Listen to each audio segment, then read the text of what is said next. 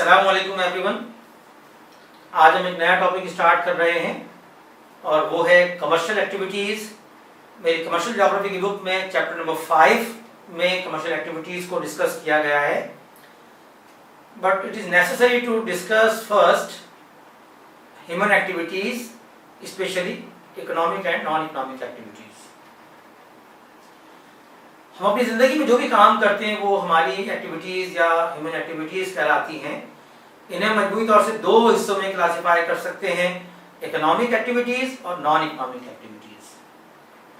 In general इनको हम कैसे डिफाइन कर सकते हैं या कैसे इनको हम आपस में अलग कर सकते हैं, डिफरेंशिएट कर सकते हैं, वो तमाम एक्टिविटीज़ जिनका मेन ऑब्जेक्टिव या जिनका main purpose to earn money और फाइनेंशियल गेन्स और मटेरियल बेनिफिट्स और लाइवलीहुड और मनी इनकम, यानी हम कोई भी काम जो करते हैं जिसका जो मेन पर्पस है वो कोई ना कोई मटेरियल बेनिफिट होता है, पैसा कमाना होता है, हाँ वो प्रोडक्शन बेस्ड हो, हाँ वो एक्सचेंज बेस्ड हो, हाँ वो कंजम्पशन बेस्ड हो।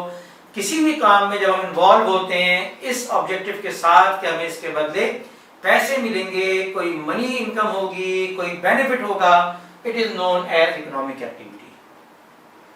और नॉन इकोनॉमिक एक्टिविटीज कौन सी होती हैं? वो सारी एक्टिविटीज जिनका मेन मकसद लेजर होता है, हम अपनी किसी खुशी के लिए कर रहे होते हैं, अपने टाइम को एंजॉय करने के लिए, रिलैक्स करने के लिए कर रहे होते हैं, फैमिली हेल्प के लिए कर रहे होते हैं। हम इसकी मिसाल अभी देते हैं, रिलीजियस कोई एक्टिविटी है, कल्चरल कोई हमारा इशू है, कोई कल्चरल फेस्टिवल है, कोई सोशल वेलफेयर का काम है, हम इसमें भी इन्वॉल्व होते हैं, लेकिन इसके बदले हम कोई पैसा नहीं लेते, कोई मादी मुआवजा नहीं लेते। हम इन कामों में इन्वॉल्व होते हैं या तो अपनी खुशी से या मजबूरी से या खौफ से। इन सारे कामों में इन्वॉल्व होने के बदले हमें कोई पैसा नहीं मिलता, इसलिए इनको हम कहते हैं नॉन इकोनॉमिक एक्टिविटीज। आजकल जो लॉकडाउन है इसमें तो बहुत सारे लोगों को पता है कि घर में बहुत सारी फैमिली हेल्प के लिए जो एक्टिविटीज की जा रही हैं, घरों में मासियां नहीं आ रही हैं, घर के लोग मिलके काम कर रहे हैं। ये सारी एक्टिविटीज जो हैं जिनमें मासियों को और उन वर्कर्स को पैसे दिए जाते थे लेकिन हम तमाम लोग इन्वॉल्व हैं, ये सारी हमारी नॉन इकोनॉमिक एक्टिविटीज हैं। अब एक चीज और ध्यान में रख लें कि इकोनॉमिक और नॉन इकोनॉमिक एक्टिविटीज में कोई क्लास बाउंड्री नहीं है। कोई एक एक्टिविटी किसी एक शख्स के लिए इकोनॉमिक हो सकती है और दूसरे के लिए नॉन इकोनॉमिक हो सकती है। मकसद क्या है मेरा बताने का कि इकोनॉमिक और नॉन इकोनॉमिक एक्टिविटीज कोई अलग अलग चीजें नहीं है। कोई एक काम अगर उसके बदले हमको पैसा मिल रहा है, इकोनॉमिक एक्टिविटी है। अगर हमको उसके बदले कोई पैसा नहीं मिल रहा लेकिन हमारी कोई जरूरत पूरी हो रही है, हम किसी की हेल्प कर रहे हैं, नॉन इकोनॉमिक एक्टिविटी है। बहुत सारी मिसालें, हम अपनी कार ड्राइव करने के लिए ड्राइवर रखते हैं, उसे हम पैसे देते हैं, बाकायदा सैलरी देते हैं, इकोनॉमिक एक्टिविटी उस ड्राइवर के लिए।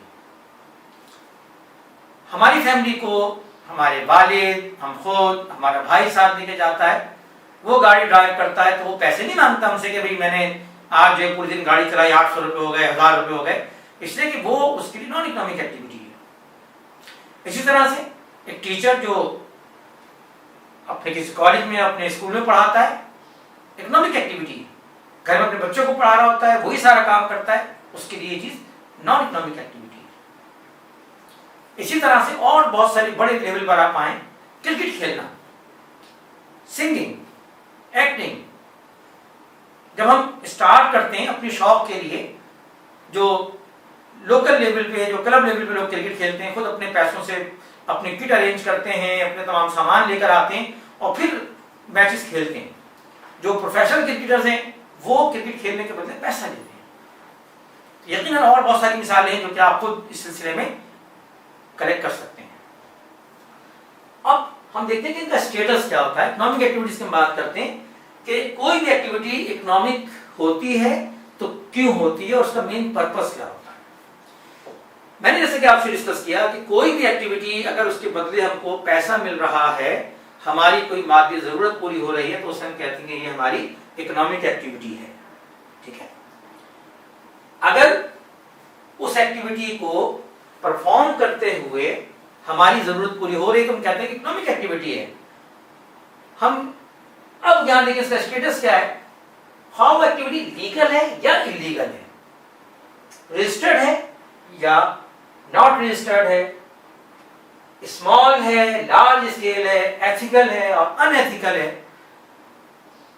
इससे कतई नजर अगर उससे हमारी जरूरत पूरी हो रही है वो हमारी इकोनॉमिक एक्टिविटी है। एक शॉपकीपर एक शॉप पे सामान बेच रहा है, इकोनॉमिक एक्टिविटी है। एक हॉकर किसी एक छोटे से स्टॉल पर सामान बेच रहा है, इकोनॉमिक एक्टिविटी है। एक और चीज आपके साथ डिस्कस करते हैं, गुटखा जो है हमारी जिंदगी में बहुत ही खतरनाक इसके असरात हैं। इस शख्स से उसका काम ही गुटखा बेचना है, वो छुप के खामोशी से कुछ भी करके वो गुटखा बेचता है, इधर से उधर उसके ग्राहक बने हुए उनको जाके बेचता है, ये उसकी इकोनॉमिक एक्टिविटी है। Even decide yourself, human trafficking पूरी दुनिया में, खास तौर से थर्ड वर्ल्ड में, बांग्लादेश से इंडिया के लिए, इंडिया से यूरोप के लिए बहुत बड़े पैमाने पर ये पूरा बिजनेस हो रहा है, इकोनॉमिक एक्टिविटी है। इवन बेगर्स जो हैं they are the part of a big level economic circuit. एक टर्म आपने सुनी होगी, माफिया। फिर हम कहते हैं जी ड्रग माफिया, हम कहते हैं शुगर माफिया। हम हर उस जगह पर ये टर्म इस्तेमाल करते हैं जहां हमें समझ में आता है कि ये जो चीजें हो रही हैं ये लीगल नहीं है, लेकिन उसमें लोग इन्वॉल्व हैं, वो काम कर रहे हैं। स्मगलिंग एक बहुत बड़ा नेटवर्क है, लोग सामान लेकर आते हैं, रिस्क लेते हैं, अपनी जान का रिस्क लेते हैं, उनके लिए ये इकोनॉमिक एक्टिविटी है।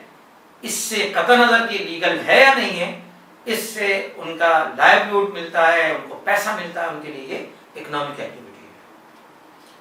तो ध्यान में रखिएगा कि कोई भी ऐसी एक्टिविटी जिसके बदले हमें कोई मटेरियल बेनिफिट मिलता है उसे हम इकोनॉमिक एक्टिविटी कहते हैं। हाँ वो लीगल हो या इलीगल हो, रजिस्टर्ड हो, लार्ज स्केल हो, स्मॉल स्केल हो, अगर उसके बदले हमें मटेरियल बेनिफिट मिल रहा है तो वो हमारी इकोनॉमिक एक्टिविटी है। नेक्स्ट क्लास में हम डिस्कस करेंगे the difference between economic activities and commercial activities.